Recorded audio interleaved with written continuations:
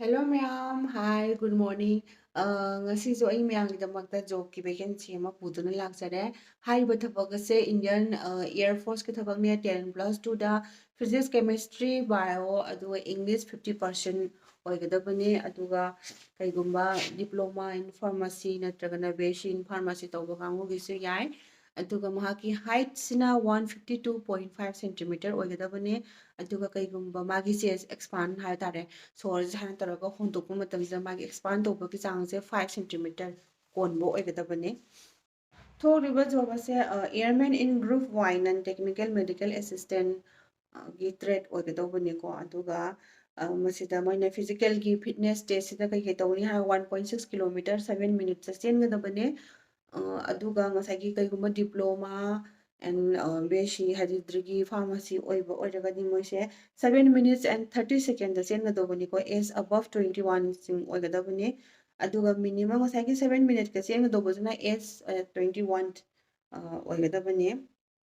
ꯑꯗꯨꯒ ꯂꯝꯖꯦꯟꯁꯦ ꯆꯦꯜꯂꯕ ꯃꯇꯨꯡꯗ 10 ꯄꯨꯁꯑꯞ ꯇꯧꯒꯅꯤ 10 ꯁꯤꯠꯑꯞ ꯇꯧꯒꯅꯤ ꯍꯥꯏꯕꯗꯤ ꯐꯝꯕ ꯂꯦꯞꯄ ꯇꯧꯒꯅꯤ ꯑꯗꯨ ꯃꯇꯨꯡꯗ 20 ꯁ꯭ꯀ꯭ꯋꯥꯠꯁ ꯇꯧꯒꯅꯤ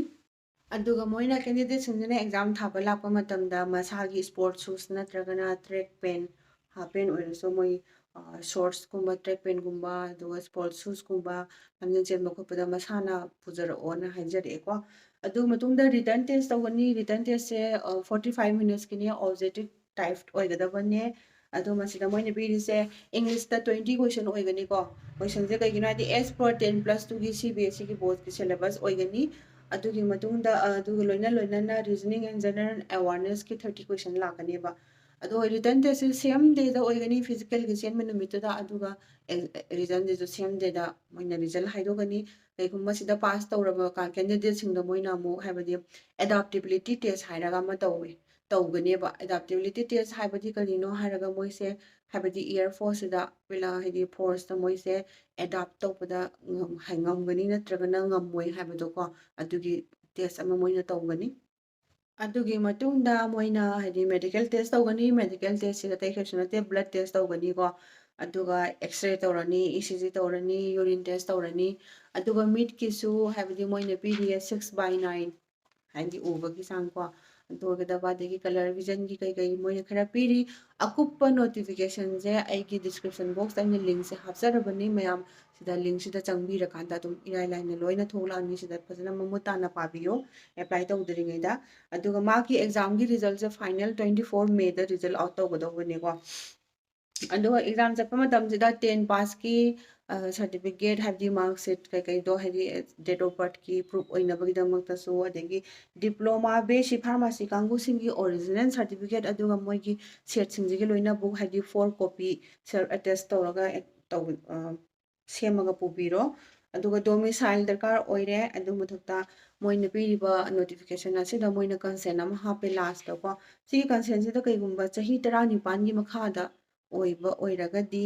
ꯃꯥꯒꯤ ꯄꯦꯔꯦꯟꯁꯅ ꯁꯥꯏꯟ ꯇꯧꯒꯗꯕꯅꯦ ꯑꯗꯨꯒ ꯆꯍꯤ 19ꯒꯤ ꯃꯊꯛ ꯑꯣꯏꯔꯒꯗꯤ ꯃꯁꯥꯅ ꯁꯦꯜꯐ ꯁꯤꯒꯅꯦꯆꯔ ꯇꯧꯒꯗꯕꯅꯤꯀꯣ ꯑꯗꯣ ꯍꯥꯏꯔꯤꯕ ꯄꯣꯁ ꯍꯥꯏꯗꯤ ꯃꯦꯗꯤꯀꯦꯜ ꯑꯦꯁꯤꯁꯇꯦꯟ ꯇ꯭ꯔꯦꯠ ꯍꯥꯏꯕꯁꯦꯀꯣ ꯀꯦꯟꯗꯤꯗꯦꯠꯁꯦ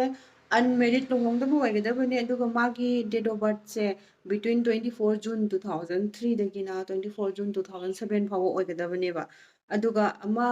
medical assistant trade with diploma and BSc pharmacy ꯀꯥꯡꯕꯨꯒꯤꯅ ꯃꯥꯒꯤ ꯑꯟꯃꯦꯔꯤꯠ ꯂꯨꯍꯣꯡꯗꯕꯁꯦ 24 ꯖꯨꯟ 2004ꯗꯒꯤꯅ 24 ꯖꯨन 2005 ꯑꯣꯏꯒꯗꯕ ꯑꯗꯨꯒ ꯀꯩꯒꯨꯝꯕ ꯂꯨꯍꯣꯡꯕ ꯇꯥꯕ ꯂꯨꯍꯣꯡꯂꯕ ꯀꯦꯟꯗꯤꯗꯦꯠꯁꯤꯡꯒꯤ ꯑꯣꯏꯔꯒꯅ 24 ꯖꯨꯟ 2000ꯗꯒꯤꯅ 24 ꯖꯨꯟ 2003 ꯐꯥꯎꯕꯒꯤ ꯃꯅꯨꯡꯗ ꯄꯣꯛꯄ ꯑꯣꯏꯒꯗꯕꯅꯤ ꯑꯗꯨꯒ ꯃꯥꯒꯤ ꯍꯥꯏꯗꯤ ꯑꯦꯛꯖꯥꯝꯁꯤꯒꯤ ꯁꯦꯝ ꯗꯦꯗ ꯑꯗꯨꯝ ꯍꯥꯏꯗꯣꯛꯀꯅꯤ ꯑꯗꯨꯒꯤ ꯃꯇꯨꯡ ꯏꯟꯅ ꯍꯥꯏꯗꯤ ꯀꯩ ꯍꯥꯏꯗꯧꯕꯅꯣ ꯑꯗꯨꯒ ꯐꯔꯦ ꯑꯗꯨꯒ ꯃꯥꯒꯤ ꯇ꯭ꯔꯦꯅꯤꯡ ꯄꯤꯔꯤꯌꯗꯀꯤ ꯃꯇꯝꯁꯤꯗ ꯃꯥꯒꯤ ꯐꯦꯃꯤꯂꯤ ꯑꯝꯇ ꯄꯨꯔꯛꯄ ꯌꯥꯔꯣꯏ ꯑꯗꯨꯒ ꯀꯩꯒꯨꯝꯕ ꯂꯨꯍꯣꯡꯗꯕ ꯀꯦꯟꯗꯤꯗꯦꯠꯁꯤꯅ ꯊꯕꯛꯁꯦ ꯈꯜꯂꯦ ꯃꯥ ꯇ꯭ꯔꯦꯅꯤꯡ ꯆꯪꯉꯦꯀꯣ ꯇ꯭ꯔꯦꯅꯤꯡ ꯁ꯭ꯇꯥꯔꯠ ꯇꯧꯔꯦ ꯑꯗꯨꯒ ꯇ꯭ꯔꯦꯅꯤꯡꯒꯤ ꯃꯇꯝꯁꯤꯗ ꯃꯥ ꯂꯨꯍꯣꯡꯕꯁꯨ ꯌꯥꯗꯦ ꯑꯗꯨꯒ ꯃꯌꯥꯝ ꯍꯥꯏꯔꯤꯕ ꯖꯣꯕꯁꯦ ꯄꯔꯃꯦꯅꯦꯟ ꯖꯣꯕꯅꯦ ꯃꯤꯅꯤꯃꯝ 20 years ꯇꯧꯔꯕ ꯃꯇꯨꯡꯗ ꯏꯁꯥꯅ ꯊꯕꯛ ꯇꯣꯛꯆꯔꯒꯦ ꯍꯥꯏꯔꯒꯗꯤ ꯃꯥ ꯚꯣꯂꯨꯟꯇꯔꯤ ꯔꯤꯇꯥꯌꯔꯃꯦꯟ ꯂꯧꯊꯣꯛꯆꯕ ꯌꯥꯏ ꯑꯗꯨ ꯅꯠꯇ꯭ꯔꯗꯤ 57 years ꯐꯥꯎꯕ ꯀꯟꯇꯤꯅ꯭ꯌꯨ ꯇꯧꯕ ꯌꯥꯏꯀꯣ ꯑꯗꯨꯒ ꯁꯦꯂꯔꯤꯁꯦ ꯗ꯭ꯌꯨꯔꯤꯡ ꯍꯥꯏꯕꯗꯤ ꯇ꯭ꯔꯦꯅꯤꯡ ꯇꯧꯔꯤꯉꯩ ꯃꯇꯝꯗꯗꯤ ꯑꯣꯡꯂꯤ 14,600ꯁꯦ ꯐꯪꯒꯅꯤ ꯑꯗꯨꯒ ꯇ꯭ꯔꯦꯅꯤꯡ ꯂꯣꯏꯔꯕ ꯃꯇꯨꯡꯗ 26,900 per month ne aduga plus allowance mayam ama yamgre habdi DA yaure transport ki habdi chathok chasin gi allowance pirani adagi composite person adi maintenance allowance haraga habdi health ki koi ama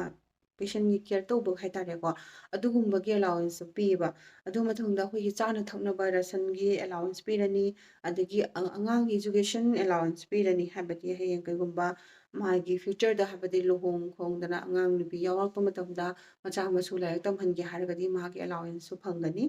अदुगा मथक्ता plus HRA जो फंगनी अदु मयाम पाम्बिरगदि मयामना job से तुम apply तौसनबिरो job से 10 plus अनि मगने same job ने अदुगु माकी qualification से अनि खाइदु ए अदो तोंगान तोंगान बा हाबदि 10 प्लस 2 गी फिजिक्स केमिस्ट्री बायो इंग्लिश दा 50% मार्क ओइगदबनी अदुगा डिप्लोमा एंड BSc फार्मेसी ओइरगसु माकी सब्जेक्ट दा 50% परसेंटेज फंगबो ओइगदबनीबको ओके ꯑꯩꯒꯤ ꯅꯣꯇꯤꯐꯤꯀꯦꯁꯟꯗ ꯃꯌꯥꯝ ꯆꯪꯉꯒ ꯌꯦꯡꯕꯤꯔꯣ ꯑꯗꯨꯒ ꯀꯩꯒꯨꯝꯕ ꯑꯩꯒꯤ ꯚꯤꯗꯤꯑꯣꯁꯤꯕꯨ ꯑꯩꯅ ꯁꯦꯝꯖꯔꯤꯕꯁꯦ ꯃꯌꯥꯝꯅ ꯄꯥꯝꯕꯤꯔꯒꯗꯤ ꯃꯌꯥꯝꯗ ꯈꯤꯇꯪ ꯀꯥꯟꯅꯕ ꯐꯪꯕꯤꯔꯒꯗꯤ ꯑꯩꯒꯤ ꯆꯦꯅꯦꯜ ꯑꯁꯤꯕꯨ ꯃꯌꯥꯝ ꯁꯕꯁꯀ꯭ꯔꯥꯏꯕ ꯇꯧꯁꯟꯕꯤꯔꯣ ꯑꯗꯨꯒ ꯅꯣꯇꯤꯐꯤꯀꯦꯁꯟ ꯕꯦꯜ ꯑꯥꯏꯀꯟꯁꯦ ꯑꯣꯟ ꯇꯧꯕꯤꯔꯣ ꯃꯔꯝꯗꯤ ꯑꯩꯅ ꯃꯔꯛ ꯃꯔꯛꯇ ꯁꯨꯃꯥꯏꯅ ꯖꯣꯕꯀꯤ ꯍꯦꯛ ꯚꯦꯀꯦꯟꯁꯤ ꯂꯥꯛꯄꯒ ꯍꯥꯞꯀꯠꯂꯛꯄ ꯃꯇꯝꯗ ꯃꯌꯥꯝꯗ ꯑꯗꯨꯝ ꯂꯣꯏꯅ ꯏꯔꯥꯏ ꯂꯥꯏꯅ ꯍꯥꯏꯕꯗꯤ ꯅꯣꯇꯤꯐꯤꯀꯦꯁꯟꯗꯣ ꯂꯥꯛꯑꯒ ꯎꯕ ꯐꯪꯅꯕꯒꯤꯗꯃꯛꯇ ꯊꯦꯡꯛ ꯌꯨ ꯕꯥꯏ